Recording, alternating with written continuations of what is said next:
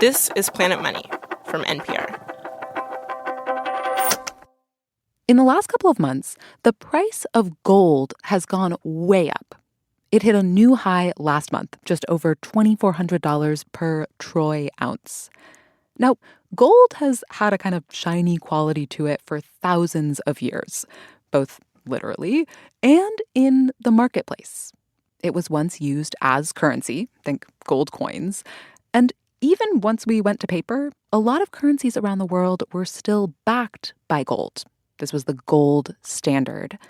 And even though we are no longer on the gold standard in the United States, gold is still special. Hello and welcome to Planet Money. I'm Sally Helm. Today, we're going back in the Planet Money time machine to an episode where we try to understand, out of all the elements, why gold? What is it about gold that makes people value it so highly? After the break, our colleagues Jacob Goldstein and David Kestenbaum will go through the entire periodic table of elements to figure out which element would make the best money. Does it have to be gold? Because to me, osmium seems like the logical choice. I'm rooting for osmium, the densest element. You know, David, I'm no scientist, but for some reason, I've really got my heart set on lithium. Dude, that is not going to end well.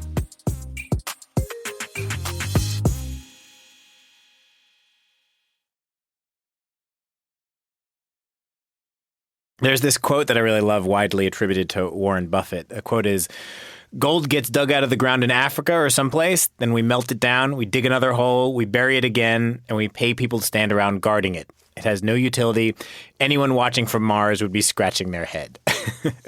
Now that's a little bit of an overstatement. Gold does have a few practical uses. I mean, people like it for jewelry. Occasionally, it's still used for dental fillings. And it has these uses in electronics, cell phones. It's a good conductor.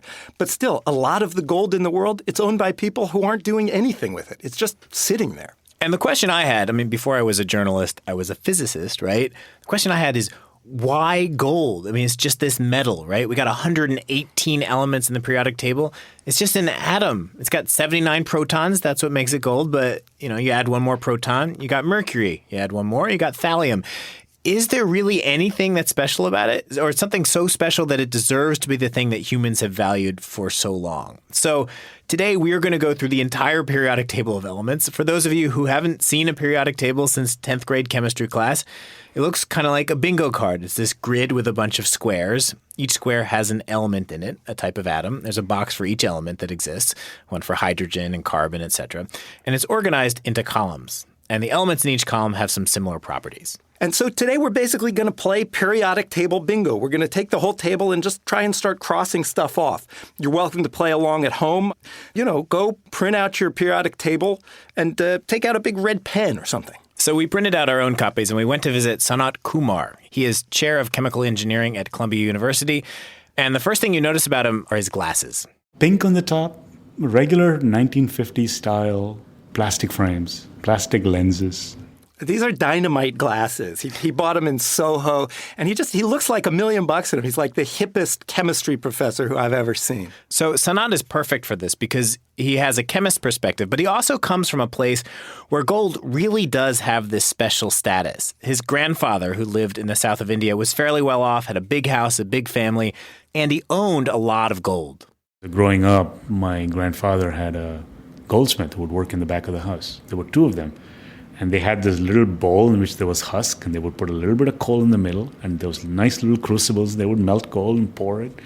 It was fascinating to watch that. They had these wonderful balances that I wish I'd kept, because there's these really old-fashioned balances that were good down to a milligram. And what was the finished product? What were they making? Jewelry. More jewelry and even more jewelry. You understand the concept of dowries and stuff like that. So if you have 7 daughters, you got some dowry to take care of. So in India, gold really is a kind of currency. It was when you were growing up, it is now. It's more than a currency. It's how you measure. People talk about putting currency into your pillows and your mattress, right? This was our analog of doing that. You buy gold and you had these big safes and you stored them. It was easier to store than putting money into a mattress. because money didn't mean a whole lot. It would burn. Gold wouldn't burn. So they love gold even to this day. Jacob, you know what I say to that? Yeah, so it doesn't burn. Lead doesn't burn either. Okay, so let's get to the bingo then, right? So we're there with Sanat, and we pull out the periodic table of the elements, and we start with the column on the far right. The elements in this column have a really appealing characteristic. They're not going to change. They're chemically stable. Helium, neon, argon, krypton, xenon, radon. Those are the noble gases. Correct. So they're good in a way because they're non-reactive. They're not gonna change. Big drawback, a gas. That's right. I'm trying to think, like, you can have your money like in a jar, but then if you open the jar, you'd be broke. I mean, helium is one of those things that'll actually leak away. People actually calculated that if you make a metallic container and left it out there, helium will diffuse through the container and go away.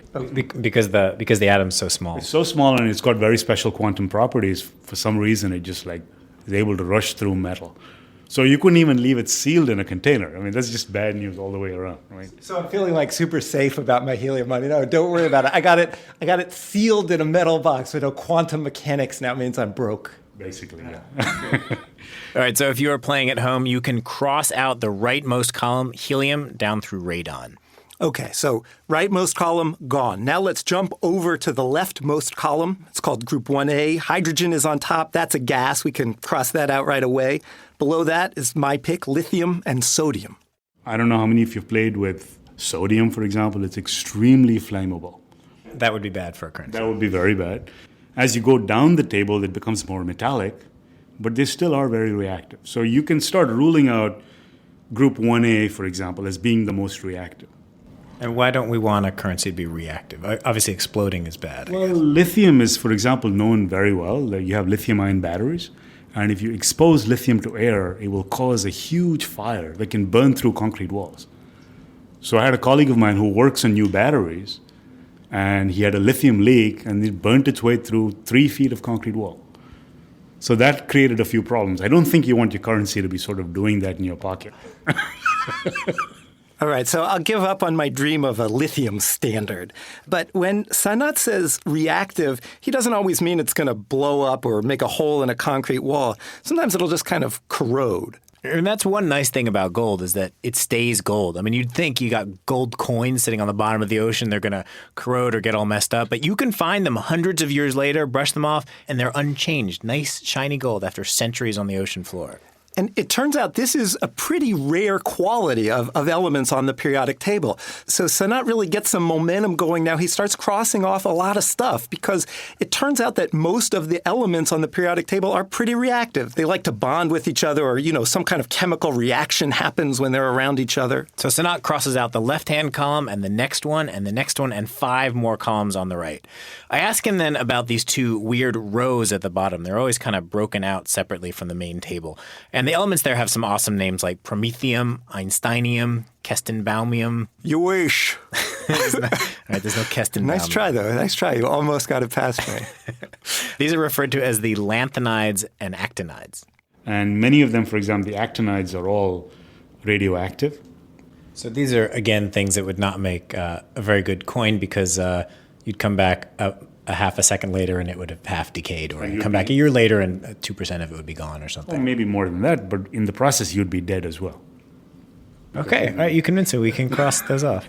Okay, so we've eliminated the columns on the left side, and we've gotten rid of the columns on the right side, and now we've crossed out those rows on the bottom. And I feel like we're converging in this kind of sweet spot at the center of the periodic table. In all, by now, if you're following along at home, we've crossed off 78 elements. We've still got 40 left. So to summarize our criteria this far, if you want something to serve as money, 1, it should not be a gas. 2, shouldn't be very reactive, shouldn't burst into flames or corrode. 3, should not disappear through radioactive decay. Also, 4, should not kill you if you hold it in your pocket. All right.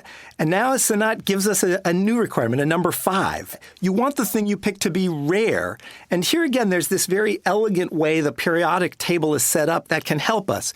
As a rule of thumb, rarer elements tend to be more toward the bottom of the table. That, weirdly, is because of stars and supernovas. Turns out all the elements in the periodic table pretty much are forged in stars or stellar explosions, and it gets very hard to make heavier elements because you basically got to stick together a bunch of light stuff. So there are fewer of the heavier elements out there in nature. So this gets rid of a bunch of the light stuff toward the top of the periodic table, like, say, silicon, which is the key ingredient in sand. Silicon is the most common thing on Earth, I think, after carbon. Maybe it's even more than carbon. I think silicon and iron are probably the two most ubiquitous things on Earth.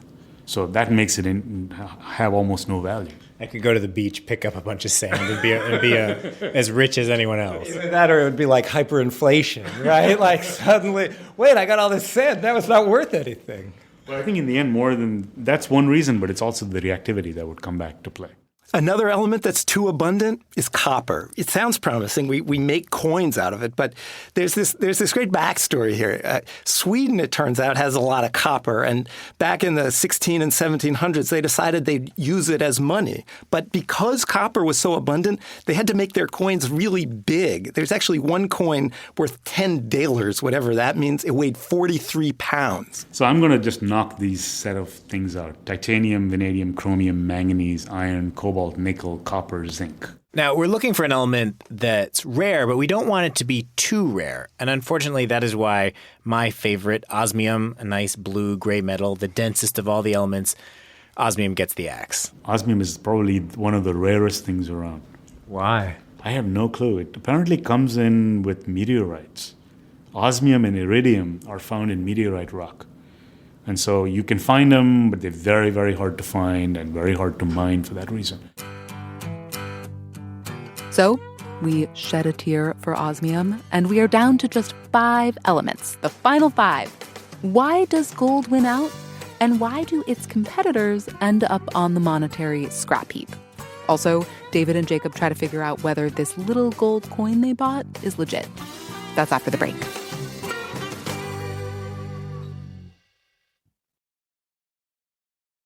Darian Woods here. As the US federal debt grows, so too does the interest on it. And this year, it hit a milestone. Interest payments this year will actually be larger than national defense spending for the first time. And that's not a small number. That is one of the largest items in the entire federal budget. That's from our latest bonus episode. It's my conversation with a longtime debt hawk about the potential risks to the economy and when spending makes sense. You can check that out now if you're a Planet Money Plus listener. If that's you, thanks for your support. If it's not, it could be. You get bonus content, sponsor-free listening, and support the work of Planet Money. Go to plus.npr.org. Ladies and gentlemen, our final contestants are rhodium, palladium, silver, platinum, and gold. And David, this is really impressive because Sanat has just based on chemical reasoning and the structure of the periodic table, he's ended up with a list of what actually are precious metals. They're rare, they're stable, they don't react, and they're all expensive. Rhodium sells for more than $2,000 an ounce. So from this point forward, though, things get a little tougher. So silver, which is on the list, has been used as money, but Sanat throws it out because, he says, it tarnishes. Now, you can polish it off, but the tarnish has silver in it. So when you polish it, you're actually losing some silver. It's not the best choice, so we throw silver out. The way I think about it is that rhodium, palladium, platinum, and gold are the 4 choices you would come down to. Take that, gold. You thought you're special, but you're not that special. I mean, I'm imagining some parallel universe now where the U.S. had fights about whether we should go off the rhodium standard or where medieval kings had chests of palladium they were fighting wars over. I like the idea of medieval kings and chests of palladium, but there are a couple of sort of historical problems here. A big one is that palladium and rhodium weren't even discovered until the early 1800s. Yeah, that's fine, but that still leaves you with platinum and gold. And platinum turns up in streams just like gold, so it could have been platinum. It could have been platinum, but say you're in, ancient Egypt or whatever, you want to make your platinum coins, you're going to need some kind of magical furnace from the future. Can we look at what's the melting point of platinum? I can certainly look at its high. Melting point of platinum is 1772 degrees centigrade. Yeah, Jacob, that's over 3,000 degrees Fahrenheit. In fact, we visited this guy in the jewelry district who told us that melting platinum is a real pain. You have to use this special crucible, which you can only use once, and it's really expensive. Gold, it turns out, is much easier to melt into bars and coins. Just by chance, it melts at a much lower temperature that you can get just by burning coal.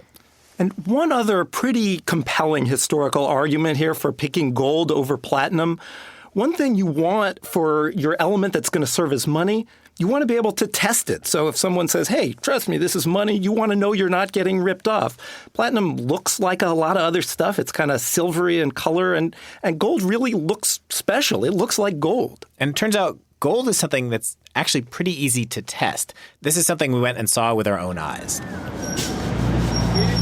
Gold, diamond. We went back to visit Hank Mendelsohn in the New York jewelry district with our coin, and I said, how do we know this isn't a fake? You sold it to us. I want you to test it.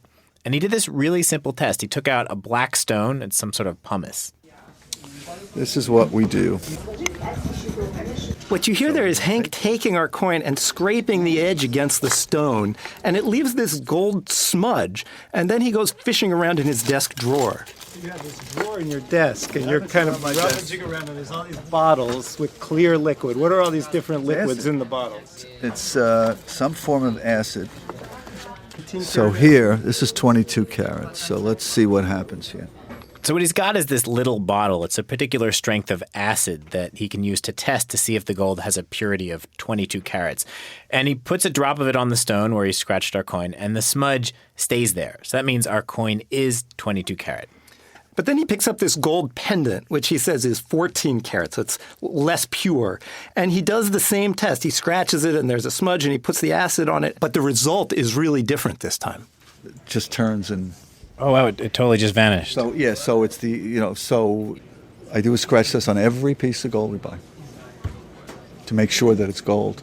And it's a very treacherous business. You buy wrong. We're making 2 or 3% here. You buy one thing that's not gold. You can lose a whole day's worth of profit. So you don't need fancy equipment. You just got a stone here and some acid, little bottles of acid. That's right. That's what everybody does. Even the small jewelry store in mom and pop store, this is what they use. So you've heard the expression acid test. This is the kind of thing that expression is referring to. And apparently there are writings dating all the way back to ancient Greece about using a touchstone to judge the purity of gold. And basically you rub the gold against the stone, and by looking at the smudge it leaves, you can tell how soft the gold is and how pure it is. All right. So I was really at the beginning of this thinking that gold was kind of arbitrary, but it turns out you can make a pretty strong case for it. Gold is stable, it's non-toxic, is rare, but it's not too rare. It's easy to test, and you could find it just sitting in rivers, this beautifully colored golden thing. Planet Money actually did a whole series on gold where we bought a bit of gold, like a little bit bigger than the size of a nickel, and we learned all about gold and how it worked. If you want to check out the whole series, the link is in our show notes. Next time on Planet Money, there's a dirty little secret about the internet. A lot of the software that the internet runs on is written by small teams of unpaid people, sometimes just one person. And this system might have led to one of the most audacious hacks in cybersecurity history. This was incredibly well orchestrated. I think somebody should make a movie about this. I mean, I'd definitely watch it. I'd watch it in IMAX.